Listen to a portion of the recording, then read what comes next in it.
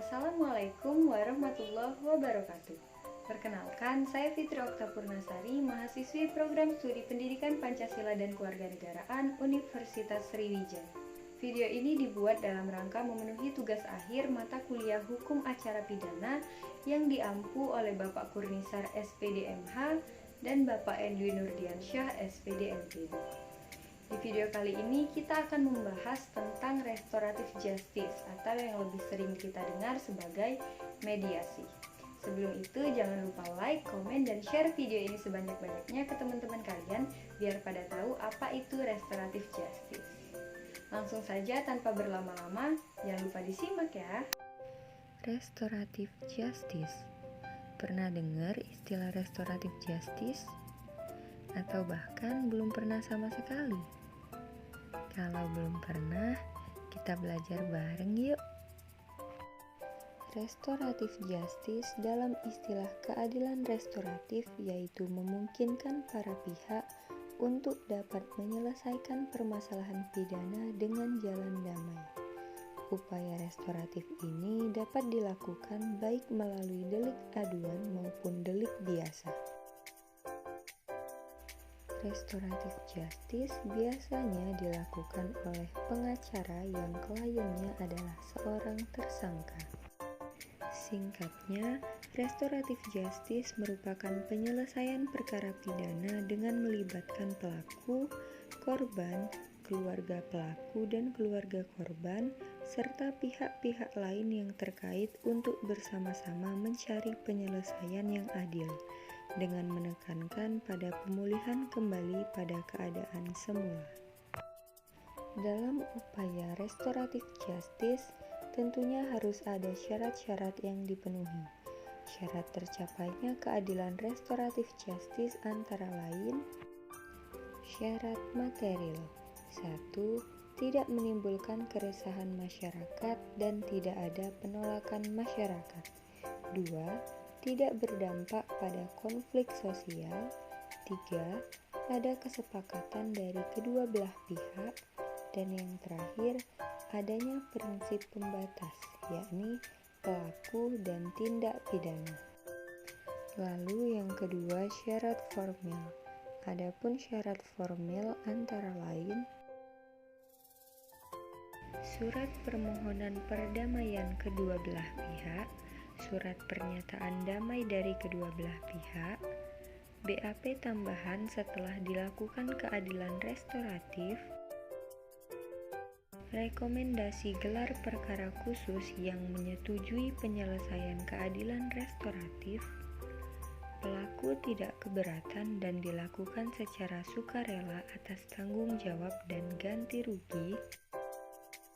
Semua tindak pidana dapat dilakukan restoratif justice terhadap kejahatan umum yang tidak menimbulkan korban manusia.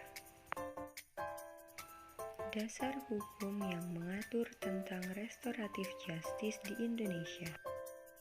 Surat Edaran Kepolisian Republik Indonesia /7/2018 tentang penerapan keadilan restoratif, Peraturan Kepala Kepolisian Negara Republik Indonesia Nomor 6 Tahun 2019 tentang penyidikan tindak pidana, Peraturan Kejaksaan Republik Indonesia Nomor 15 Tahun 2020 tentang penghentian penuntutan berdasarkan keadilan restoratif.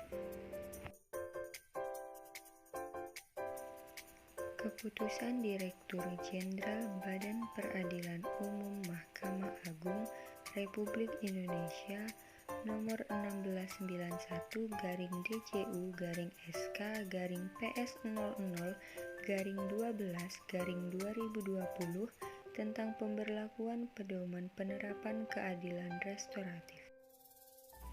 Dengan adanya peraturan-peraturan tersebut dapat memberi peluang untuk melaksanakan restoratif justice dalam penyelesaian tindak pidana. Mengingat jumlah lapas di Indonesia sudah dikatakan overload, artinya sudah tidak lagi bisa memberikan rasa hak asasi manusia terhadap para narapidana. Contoh kasus pidana yang bisa ditempuh dengan restoratif justice. Kasus Nenek Minah. Bisa menahan harunya membacakan putusan sidang dengan terdakwa Minah, seorang nenek berusia 55 tahun.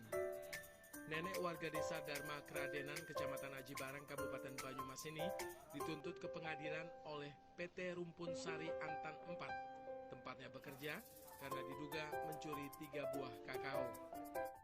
Kasus ayah mencuri handphone untuk anak sekolah daring. Pelaku yang bernama Ajang terpaksa mencuri karena untuk memenuhi kebutuhan anaknya belajar melalui daring.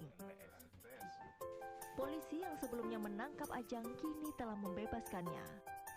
Kesimpulan, meskipun restoratif justice ini dianggap sebagai upaya penyelesaian tindak pidana secara damai, namun perlu digarisbawahi bahwasanya restoratif justice tidak bisa dimaknai metode penghentian perkara secara damai, tetapi lebih luas pada pemenuhan rasa keadilan pada semua pihak yang terlibat.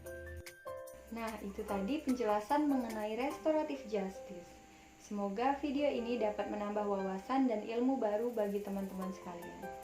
Jangan lupa pantengin terus channel ini karena akan ada info-info menarik di setiap harinya. Jangan lupa selalu menjaga jarak, mencuci tangan, dan memakai masker, serta menjauhi kerumunan untuk menjaga diri kita serta keluarga kita agar tetap sehat. Terima kasih sudah menonton video ini. Sampai jumpa.